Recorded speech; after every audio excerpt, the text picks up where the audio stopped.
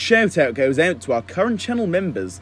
If you were interested in picking up a channel membership for as little as $1.99 a month, head over to my channel profile and hit the join button to view all of the available perks. Thanks! Hello and welcome to a new video today. Recently, an interview was held on the TTV channel, and Tommy Andreasen was basically interviewed over there. And during this pretty lengthy interview, a lot of information was said, some good and some bad. Essentially though, today we are going to be talking about one of the best bits to come from this interview surrounding Nadakhan actually. This includes some behind the scenes type information and how he was initially intended to return in Ninjago Season 15, also known as Crystalized.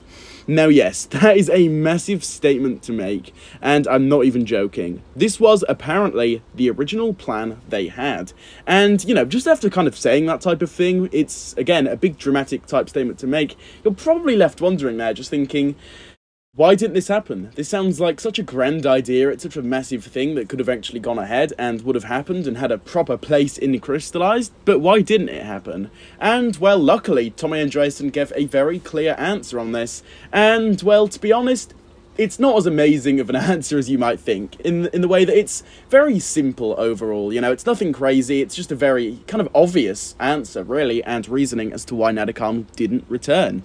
And it's down to, again, a very simple and reasonable factor, and it's the fact that it would have been just too complicated to explain throughout the events of Crystalized.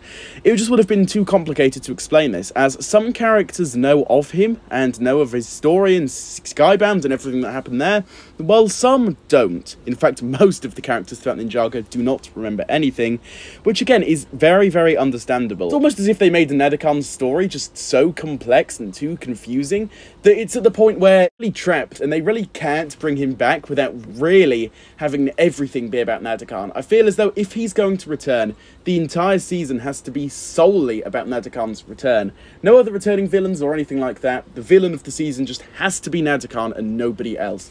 I think that's really the only way they're going to pull this off, because again, as Tommy Andreasen says here, there is really just too much to explain. And if you think about it, this is the exact same reason Mr. E and was never going to be Echo Zane in Season 8.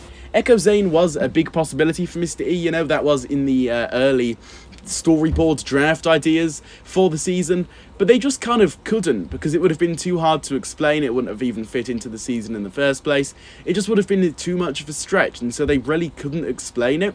And it's kind of the same thing with Nadakhan here as well. It's going to be too much of an ambitious task to fit Nadakhan into the season, explain everything, and ultimately just have him end up as a background type character on the council.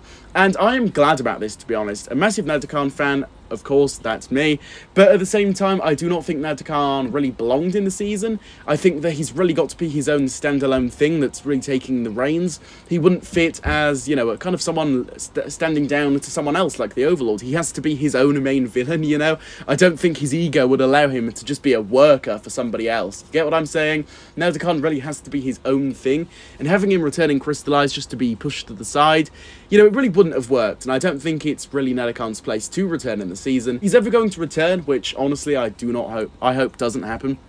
He's really going to have to take the reins, and he's going to have to be his own main villain overall. So yeah, I'm really glad Tommy Andreasen did clear this up. It's not some big secret or anything, it's pretty reasonable to understand, and it's pretty obvious, but I'm glad Tommy Andreasen officially said something on this topic, because I know a lot of people did kind of hope Nadakhan would be returning, I know that, but it's good to know why he didn't return, you know, in this way especially. With all of this being said though, be sure to drop your own thoughts down below on this in the comments. That is just about everything I can say on this topic. So yeah, be sure to drop your own thoughts down below. If you enjoyed this video here, be sure to leave a like on it, subscribe for more, and hit the notification bell so that you can be the first to watch my new videos whenever I do post them. And with all of this being said, I will see you all very soon for my next one. Goodbye.